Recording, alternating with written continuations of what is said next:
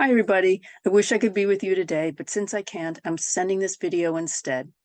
I have three stories that I call Things My Mother Did and Didn't Tell Me, or I also call them Notes from the Ground, since they all involve things that I found while looking down. Now, the first story, I'm about 2 years old. I'm out with my mom in my pink snowsuit, and I spot ahead of us what looks to me like a giant pool of chocolate pudding.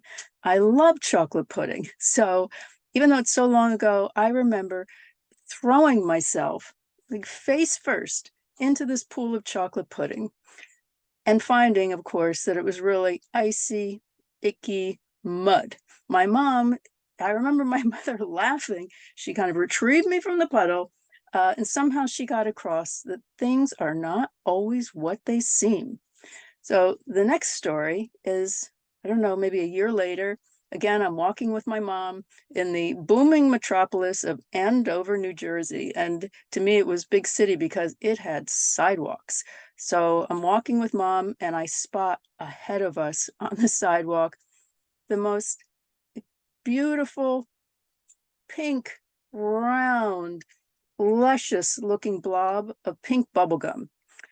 Just at that moment, my mom releases my hand so that she can tie her shoe. So I take that opportunity to grab the pink bubble gum, plop it in my mouth. And I have about, I don't know, maybe 2, 3, 5 seconds of ecstasy until mom notices and makes me spit it out.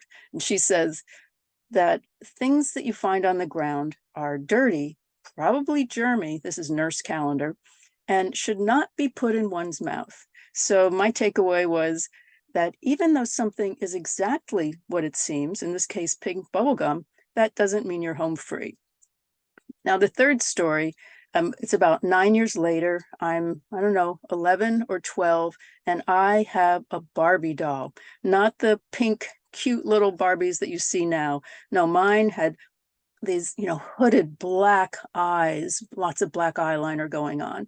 And she had a bouffant blonde hairdo and a sultry black and white striped bathing suit. So I am taking my Barbie for a stroll around the neighborhood.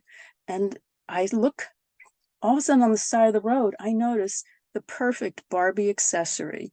But I know things on the ground might be dirty and germy. So I take it home, rinse it off, and then I put it on my Barbie doll's head, and it is perfect. It even has a little like point on top.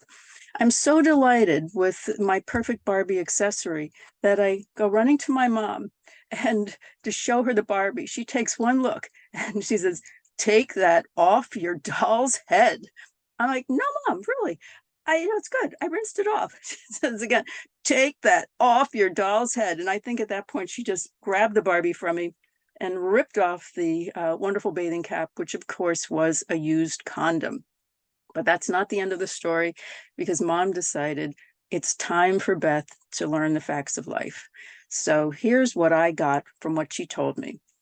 A man and woman lie in bed, side by side on their backs, and out of the man comes a little army of sperm. And they march, in my mind, single file across the bed. And if they reach the woman, then she's pregnant.